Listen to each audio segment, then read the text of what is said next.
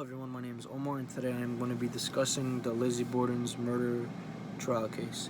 I'm going to be discussing on why I believe that Lizzie Borden herself killed her parents. Me personally, to get out there, murder is a serious crime. If anyone ever harmed or killed somebody, they should definitely be getting, like, that. They should be held against their actions. That's automatic. Yeah. So there are several explanations and assumptions that Lizzie Borden murdered her parents. Some may believe her, some may not believe her, depending on the evidence that was given. She was the main occupation during the time of the occurrence of the murder. And yeah, many individuals were unable to determine how she murdered them or how her parents died. They stated in the scene of the evidence that was given, it said they were struck with a very deadly and sharp object. So that could be either a knife, an axe, machete. It could be something that's not a sharp object. It could be a bat that you can hit someone with multiple and repeated times. But there was no proof that was given to show there was any murder weapon, and there was nothing indicated that she was the culprit. During her trial, it was claimed that she assisted her father in the removing of his shoes when he came home, but when it came to the murder scene itself, the father was shown with his shoes still on the couch.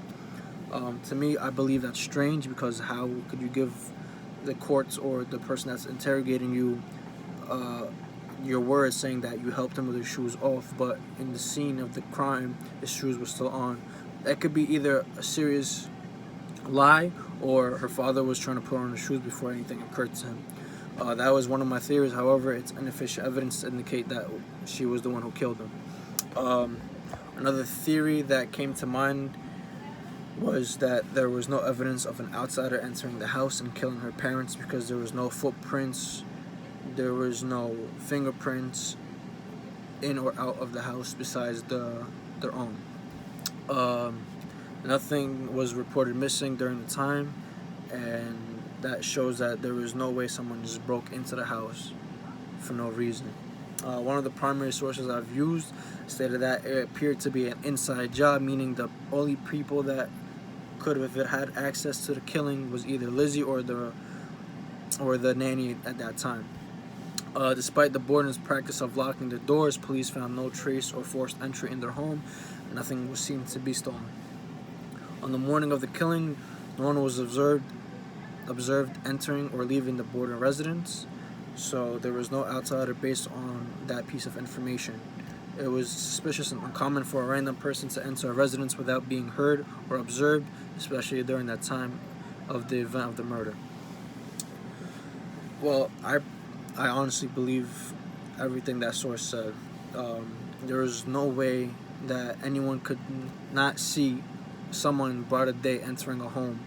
You know what I mean? Like, you could be walking down your block, you could be seeing your house, you could see if someone's actually trying to break in, just by the looks of that person. It could be someone trying to break in through the door, through the window, whatever the case may be. But at that time, no one seen or heard anything. Another main source reported that when Lizzie was interrogated, she claimed that she was downstairs when her mother was savagely murdered upstairs. Me personally, even if she was downstairs, she would have heard her mother at least get hurt, or her body would have been on the floor, because by the time of the murder, the body was found on the floor. So I really find it hard to believe if the mother was been shot, it would have been a different scenario. Nevertheless, the mother was hit numerous times, and her dead corpse dropped to the ground. And the human body is not light itself, therefore you would be able to hear the noise if the body fell onto the ground. In interrogation, during the time of the interrogation, that piece of evidence alone would carry a red flag, because Lizzie said she stated that she heard nothing. The majority of the evidence presented in this case was mainly viewed by perplexing proof as how Lizzie did these crimes. Her trial alone was puzzling, and when she was questioned, she only fabricated rumors to the people who were questioning her. When Lizzie was being questioned by police, on her whereabouts. Lizzie claimed that she was down in the back of the barn for 20 to 25 minutes. In back of the barn is a little loaf where it gets increasingly hot. So just you standing there 15 to 20 or 25 minutes, personally, is going to be uncomfortable. The police discovered that the loaf to be very, very hot, and that they didn't believe no one could be there for more than 10 minutes alone. They also discovered no tracks in the loaf to support Lizzie's story. All the information that is provided is like a puzzle, and you must piece everything together to find the missing pieces and to ensure they are in the proper order. However, Lizzie gives the investigators her story. It becomes clear that she is giving them a runaround and that her allegations are absurd. Being in a hot environment for more than 20 minutes, like I said, is unpleasant, and Lizzie claimed in her trial that she was there for 15 to 25 minutes, which reveals a very significant concern. To conclude this mysterious tragedy, I have a few more particle pieces of information that I feel are necessary to include. One of the primary sources I used stated a piece of information that I believe was significant to the case.